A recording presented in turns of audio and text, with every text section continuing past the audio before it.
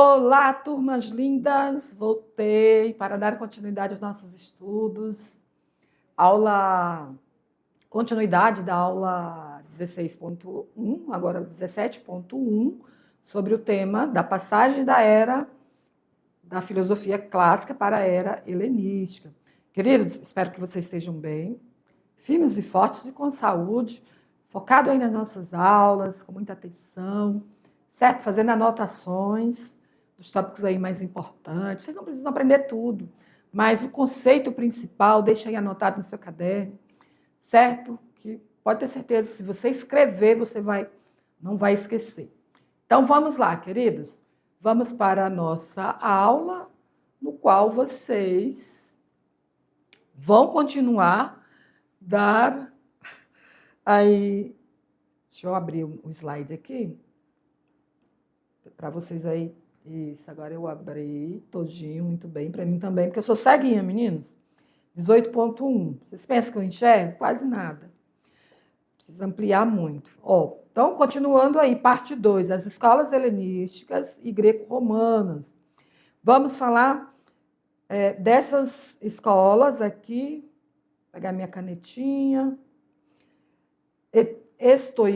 Estoicismo, cinismo e hiparquia. Vamos lá ver o que é esses três tópicos aí. Estoicismo, o que é? Geralmente eu coloco aqui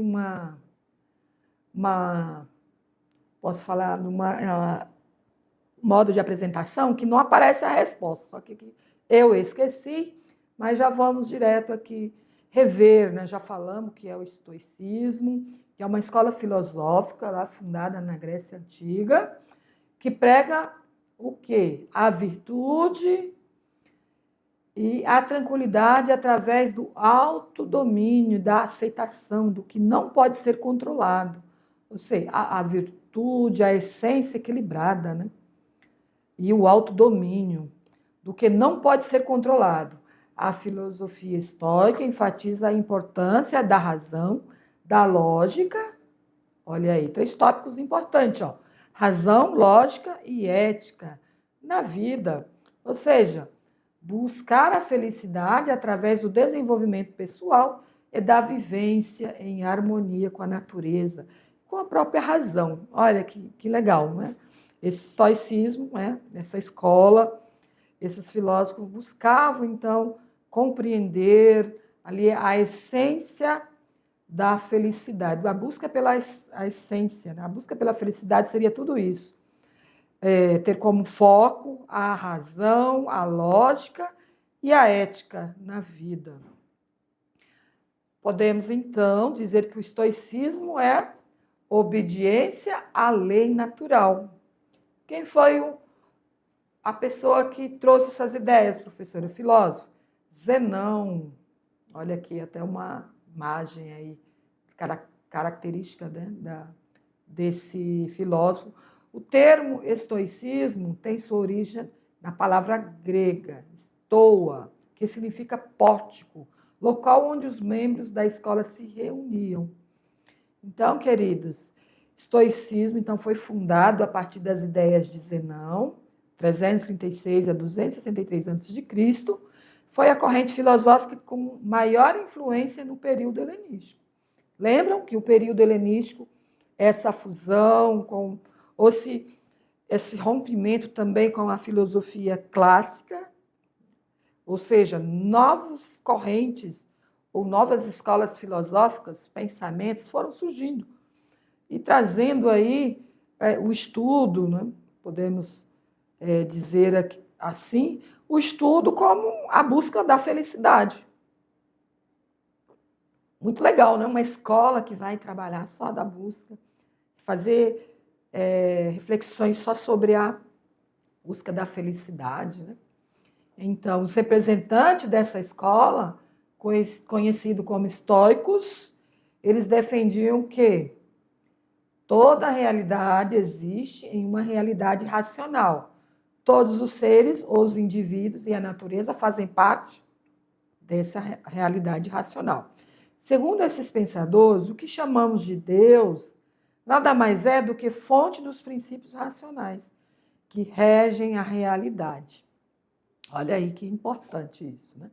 Então, para eles, Deus nada mais é do que a fonte dos princípios racionais. Deus é racional, né? Falar que existe um Deus, isso é uma racionalidade, né? Porque vai depender, é claro, as religiões têm conceitos diferentes, modos de abordagem diferentes, mas humanamente falando, todo Deus ele parte de um princípio racional, né? Zenão e os estoicos defendiam as diferenças e o autocontrole. A indiferença, na verdade. Defendiam a indiferença e o autocontrole, a aceitação dos acontecimentos da vida. Também eles defendiam as atitudes de alteridade, físico, moral, baseada em virtudes, como a resistência ante o sofrimento, coragem ante o perigo, a indiferença entre as riquezas materiais. Olha que interessante. Então, eles defendiam a atitude de alteridade. O que seria alteridade física, né? Físico? Posso também dizer que a autoridade é a capacidade de se colocar no lugar do outro. Aquilo que eu não quero para mim, o mal que eu não quero para mim, a tristeza que eu não quero, a infelicidade que eu não quero para mim, também não desejo para o outro. Certo? Então, se eu puder evitar que o outro sofra, então é essa capacidade de alteridade, se colocar no lugar do outro.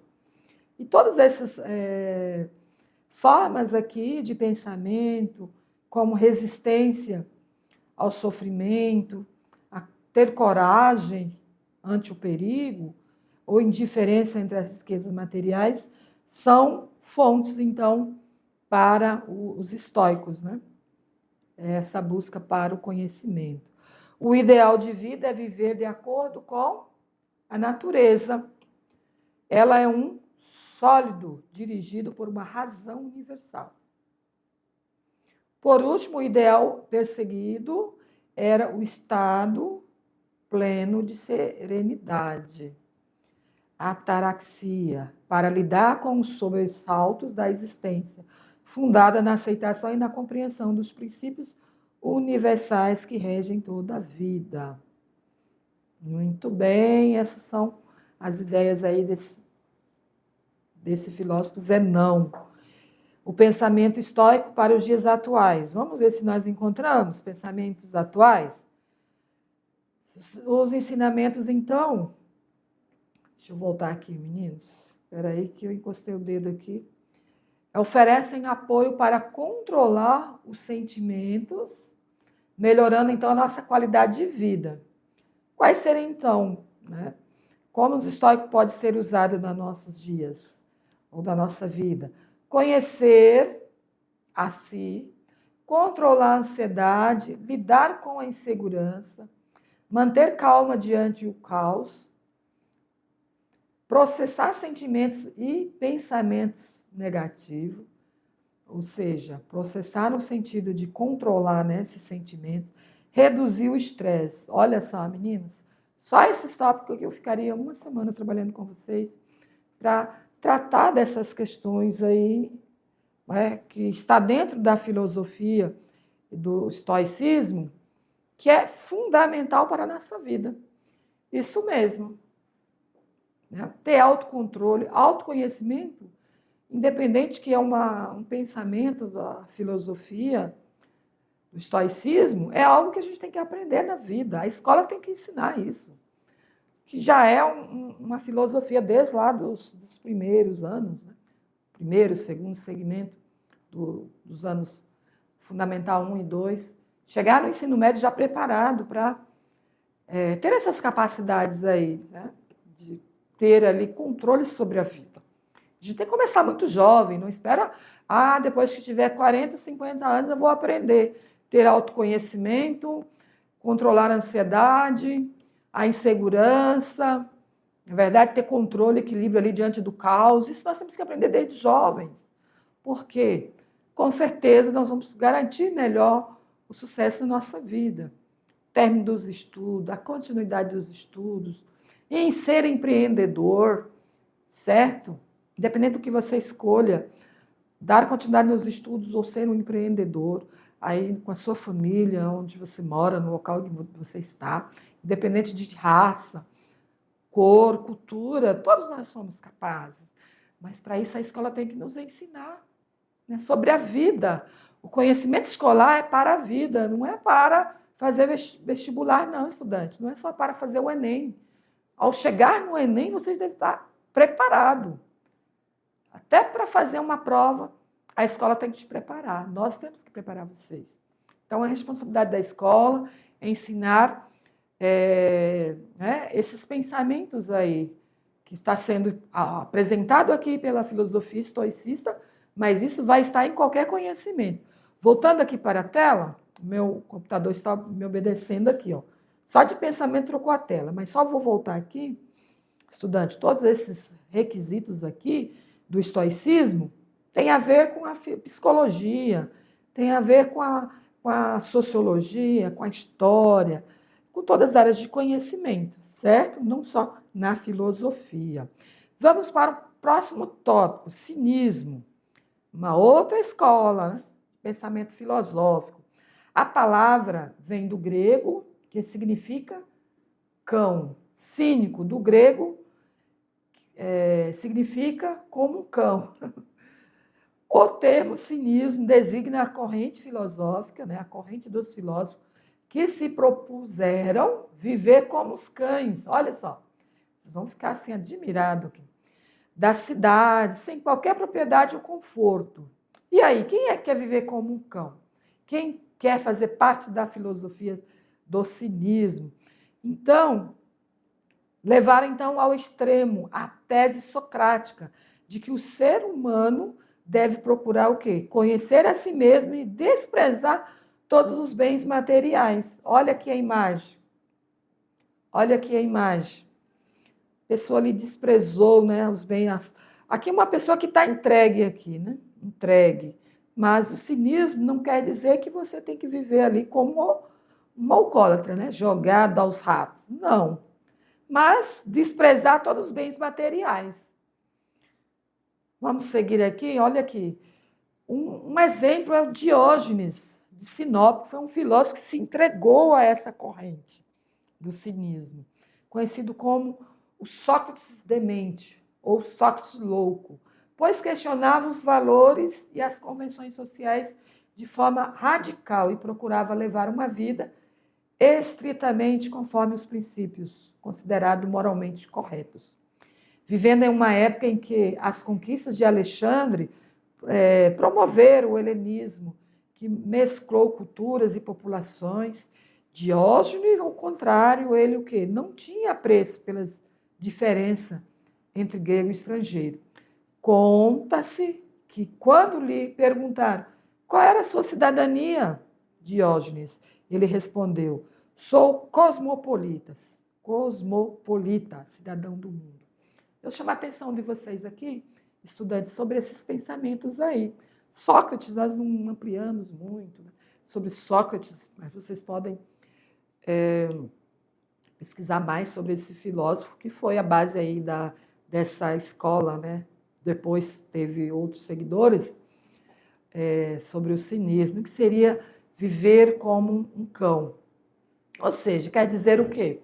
Que esses seguidores não davam valor nenhum à vida, aos bens materiais, que hoje podemos citar como minimalismo, né? As pessoas que querem viver com o mínimo.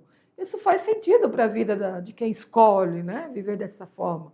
Faz sentido, e nós podemos aprender com o cinismo, com essa perspectiva de ter o mínimo possível, que é ter um controle, meninas, que eu posso dizer, ter um controle ali no consumismo, certo? Na atualidade, nós temos que ter um controle no consumo, porque senão nós vamos trabalhar só para pagar a conta. Trabalhar para comprar coisas. Muitas vezes para agradar para mostrar ou para ver o que os outros vão falar sobre isso. Muitos dos nossos objetos fazem muito sentido, é só para ter coisa. Eu tenho um celular mais atual, eu tenho várias joias, eu tenho vários objetos, vários carros. Então, isso, né, para essa corrente, isso não faz sentido na vida. Voltando para a tela, continuo com vocês. Deixa eu ver se eu concluí aqui. Concluí. Então, Diógenes dizia que era um cosmopolita, cidadão do mundo. Para ele não importava se morava na Grécia, se estava em outro lugar. Há muitas histórias de sabedoria e humor sobre Diógenes. Uma delas conta que ele morava em um barril. Lembra do Chaves? Quando eu leio isso aqui, eu lembro do Chaves. Chaves, né? Personagem do Chaves, morava dentro de um barril. E que certa vez Alexandre o Magno, né? Lá, Alexandre o Grande, foi visitá-lo. De pé em frente à imagem aqui, fizeram até duas esculturas aqui, sobre Diógenes e Alexandre. E que Alexandre perguntou assim, de pé em frente à casa, né? Alexandre perguntou-lhe se havia algo que ele, como imperador, poderia fazer ao seu benefício. Diógenes respondeu prontamente, olha, sim, pode sair da frente do meu sol. Ele estava de frente ao barril, né? Diógenes pediu, não quero nada de um imperador, só pediu, saia de frente do meu sol, que para ele ali o mais importante era o sol, a luz solar ali no seu rosto, né? Poder curtir o sol sem dever nada para ninguém. Isso é a essência, né? Para quem busca esse segmento. Diz a lenda que Alexandre, impressionado com o desprezo do filósofo pelos bens materiais, teria comentado: se eu não fosse Alexandre, eu queria ser você, Diógenes. Né? Ter toda essa essência de viver com o básico, de viver sem ter nada. Isso também é prazer, né? Seguindo, então, queridos, os cínicos, que é essa corrente filosófica que é viver como um cão, né? Viviam renunciando aos valores sociais, poder, fama e o dinheiro, desacreditando que isso poderia trazer a felicidade verdadeira. Procuravam ver apenas de acordo com a natureza, libertando-se de convenções para tornar-se autossuficientes. Isso, muito bem. Eu chamo a atenção de vocês aqui, pode ficar o slide no fundo. Esse texto é muito interessante, estudante. Viver sem esses valores sociais, poder, fama e dinheiro. Não tenho nada contra quem tem fama, quem tem dinheiro. Né? Cada um consegue o que busca. Quem conseguiu fama porque procurou ter fama. Ninguém tem fama do nada. Às vezes é luta, é esforço, é dedicação. Ter dinheiro também, mesmo aquele que nasceu em berço de ouro, eu falo para meus alunos pequenininhos, né, que eu trabalhei 18 anos como professora. Meus queridos, aqueles que nascem no berço de ouro vão para a escola, precisam estudar, porque ninguém quer ficar ignorante, né? Mas eu tenho um monte de dinheiro, meus pais são ricos. Mesmo assim, precisa ir para a escola, precisa estudar, ter toda essa passagem que todos nós, ricos e pobres, precisamos passar. Estudar, para sair da ignorância, do mundo da sombra. Conhecimento é poder, certo? E para alcançar ali riqueza, fama, dinheiro, tudo isso também é dedicação. Mas quem não quer, não tem nada contra. Quem quiser viver de acordo com a filosofia, né, dos cínicos, tudo bem, alcançar só aquilo que é o suficiente para a vida. Não fique triste se você não tem poder, não tem dinheiro, se você não tem fama. Você é feliz, que você é você. Cada um de nós temos que ser feliz com o que somos. Mas aquilo que nós queremos, tenha certeza que precisa de dedicação. Não vem nada de muito fácil, entenderam? Então, o que a gente pode aprender com essa filosofia é que precisamos nos dedicar, precisamos buscar, sim, alcançar os nossos objetivos, sim, de financeiro, sim, de ter reconhecimento profissional. Se você é um profissional, ser um melhor. Se você é alguém que cuida das suas terras, da sua fazenda, do seu sítio, seja o melhor cuidando do seu sítio. cuidando da sua fazenda, cuidando dos seus empreendimentos, seja o melhor sendo como estudante, certo? Então, nós podemos, sim, nos dedicar, ser o melhor, mas não em função do que os outros acham, em função do que eu quero como objetivo para a minha vida, certo? O que me dá prazer e felicidade. Voltando para a tela, o computador já trouxe o texto, que ele está atendendo meus comandos mentais. Vamos para o último tópico, hiparquia. Deixa eu voltar aqui que ele está indo. Deixa eu ver aqui se... Tá. Hiparquia, ela é notável por ser uma das poucas... Olha, a primeira mulher que nós vamos falar aqui. Poucas mulheres filósofas, né, da antiga Grécia. Ela foi atraída pelas doutrinas e dificuldades impostas pelo estilo de vida cínico. Hiparquia, gente, eu sou bem ruim de pronúncia, viu? Eu posso, às vezes, pronunciá-la conforme um acento, hipárquica, né? Hipárquia ou hiparquia. Vocês aí veem com os professores como vocês vão pronunciar. Viveu na pobreza com o marido, Crates. Vamos ver aqui como eram as posturas da hiparquia. Embora nenhum texto dos cínicos existentes seja diretamente atribuído a ela, os relatos anedóticos registrados enfatizam a sua retórica direta quanto à sua não conformidades aos papéis tradicionais de gênero. Se casar é um papel social tradicional que os cínicos normalmente rejeitaram, né? Então, ela ia contra esses pensamentos. Mas com seu casamento com Crates, ela levou as expectativas culturais gregas em relação ao papel das mulheres no casamento, assim como a própria doutrina cínica. Aqui uma imagem, uma obra de arte representando aí essa filósofa. Vamos ver o que mais eu trago sobre ela. Com o marido, hiparquia incorporou os princípios cínicos fundamentais. O caminho para a virtude era viver de acordo com a natureza, evitar o materialismo convencional e abraçar a autossuficiência. Relatos sobre a vida dela referiram-se em particular à sua falta de vergonha e à sua acuidade retórica nos simpósios gregos tradicionais, frequentados apenas por homens. Então, ela foi uma mulher além do seu tempo, queridos. Como assim, professora? Porque num período aí em que as mulheres não tinham direito a nem participar do conselho, ou era considerada como cidadãs, né? Lembram que na Grécia Antiga as mulheres, crianças, escravos não tinham direito ali de ser considerados cidadãos. A mulher era só para administrar a casa. E ela foi uma mulher, além do seu tempo, porque se posicionou ali dentro de uma corrente filosófica, que é o cinismo, que ela também, voltando para a tela, olha aqui no texto, ela também era contra, né?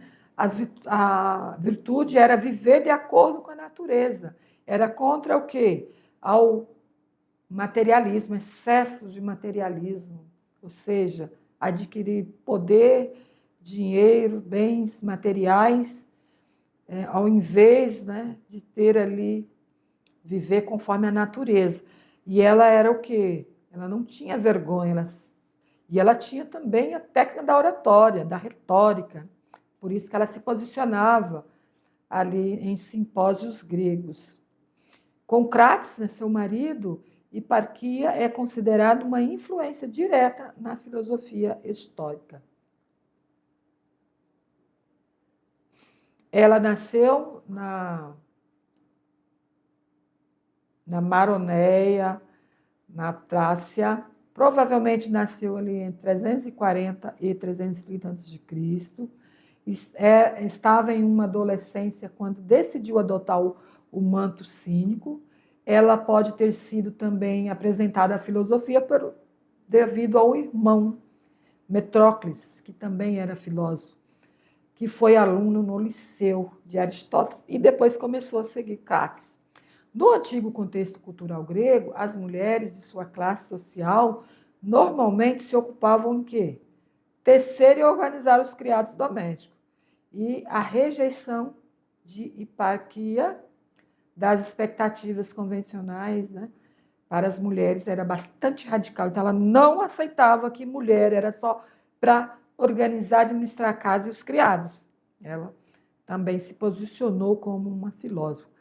É a primeira, então, filósofa sobre a qual temos alguns registros históricos, além do nome.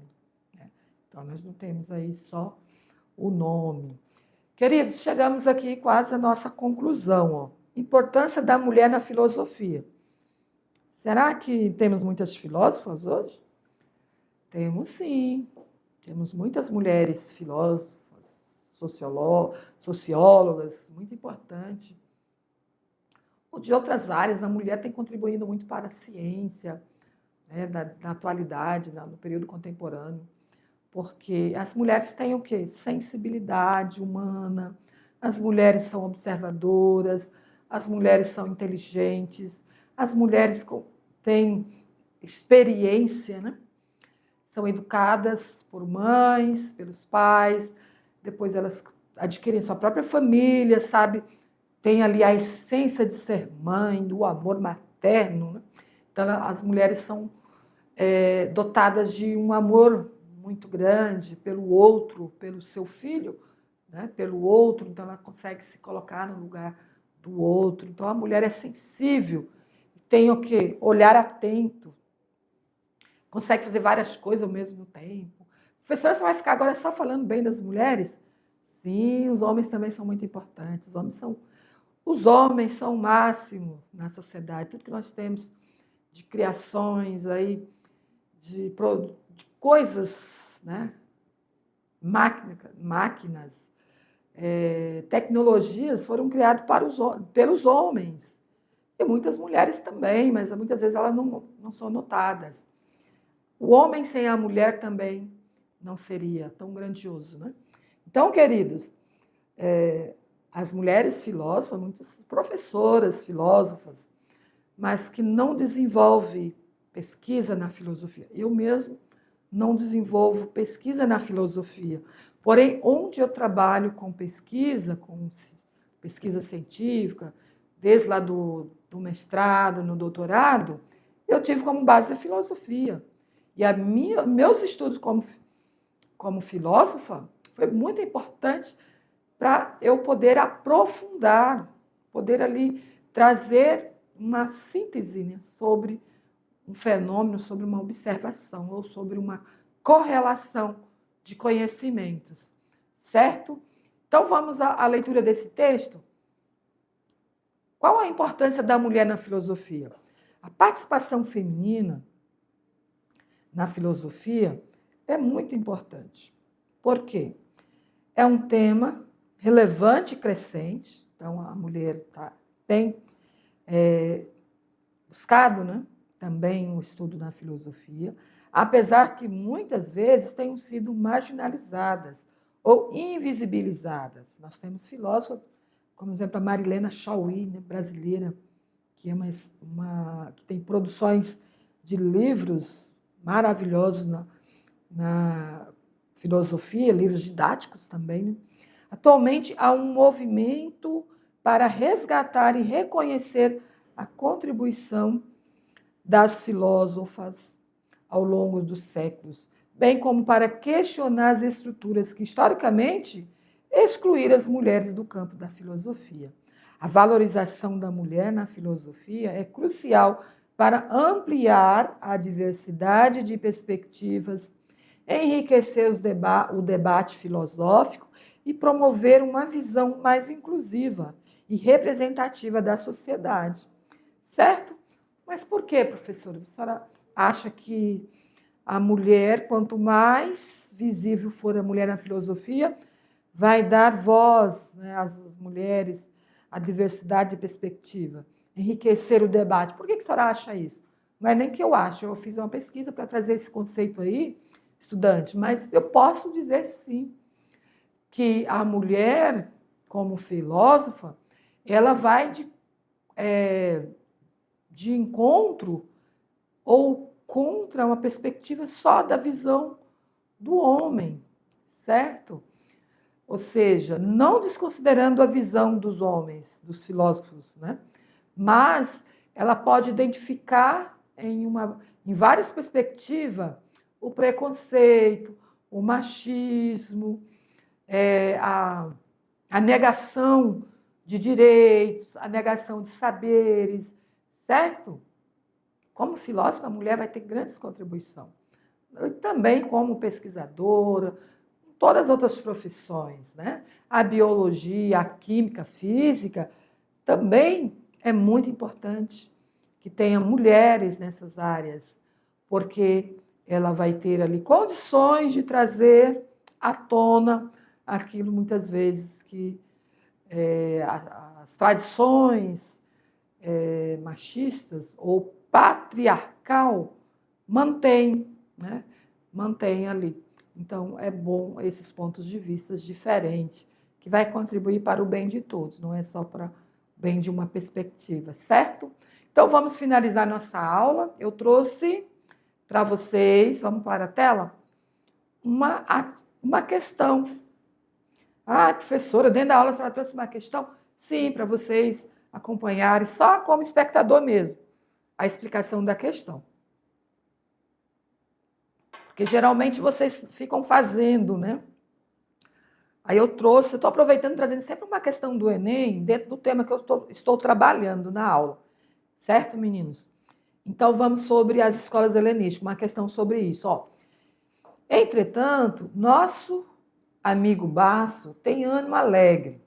Isso resulta da filosofia estar alegre diante da morte, forte e contente, qualquer que seja o estado do corpo, sem desfalecer, ainda que desfaleça. Muito bem, esse é o texto, esqueci do pontinho aqui. O excerto refere-se a uma carta de Seneca, na qual se apresenta como um bem fundamental da filosofia. Promover a... Vamos ver, vamos direto à resposta. Opa! Promover a alternativa E. Promover a valorização de disputas dialógicas? Não. Rejeição das convenções sociais? Não. Inspiração de natureza religiosa? Não. Exaltação do sofrimento? Não. Moderação das paixões. Observem nessa questão, queridos, que ela é um pouquinho de nível complexo. Não vou nem dizer que é nível básico, médio ou avançado, né? É uma questão pequena, simples, direto ali, a pergunta vem direto ao texto, né? De acordo ao texto apresentado, inicial, porém, para entender, precisa ter aí essa compreensão das escolas helenísticas, né? Que foi onde houve a difusão ali de várias escolas, né? Da filosofia clássica. Então, a resposta é letra E. Por quê, professora, letra E? Que é moderação das paixões, né? Que é o próprio epicurismo, né? Moderação das paixões seria o quê? Como Seneca, como representante do pensamento helenístico, né? Estoico, eu falei epicurismo, mas é o estoicismo, levou as reflexões estoicas ao mundo romano, incluso as reflexões sobre a morte e a necessidade de controlar o corpo e as paixões, através do comedimento. Assim, através da comédia. Né? Assim, moderar as paixões no sentido de não deixar que nos tomem e façam conosco o que bem entendem, é uma das admoestações estoicas. A ideia é não deixar com que as sensações e os sentimentos ofusquem nossa capacidade de pensar e, consequentemente, coloquem em xeque nosso controle e discernimento. Então, queridos, essa é a resposta para essas questões. Confesso que eu iria errar, tá? Eu iria errar. Eu pensei que tinha ali a marcação da alternativa, mas é uma questão que exige muito conhecimento sobre as escolas helenísticas, sobre o estoicismo, e aqui é alguém que, né, um representante da filosofia estoica, mas ainda no período romano, né? Período romano, então daria, não tem muita informação nesse texto inicial para que a gente possa fazer essa relação, certo? Essas são as nossas referências. Então, queridos, concluindo a nossa aula, terminamos aí parte 1 e parte 2 da era, né, da passagem da era da filosofia clássica para ela, era helenística. Espero que vocês tenham feito anotações, compreendido esse contexto aí político, né, contexto filosófico, na verdade, não político, filosófico, histórico, né, das desenvolvimento aí da filosofia, que não ficou só com os filósofos antigos, né, pré-socráticos e os socráticos.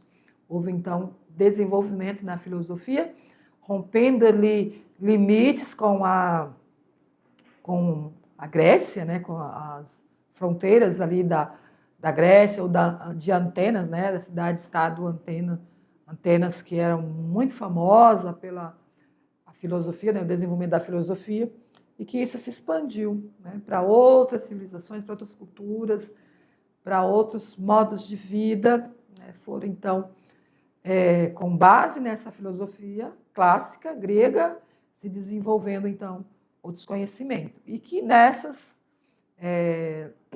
podemos constatar que nesses outros territórios, como os egípcios, também Macedônia e outros territórios, também já tinham as suas filosofias, né? Seus modos de vida, as suas percepções de mundo, forma de explicar ali a existência de Deus, seja as religiões, né, diversas, com vários deuses, enfim, a partir da sua cultura, seu modo de vida, e foram, então, criando essa difusão com os pensamentos clássicos gregos com os novos, né, com dessas novas culturas, ou criando aí novos pensamentos, escolas filosóficas. E vamos continuar falando, viu, em outras aulas. E aguardo vocês e firme aí nos estudos. Beijo, beijo. Até lá.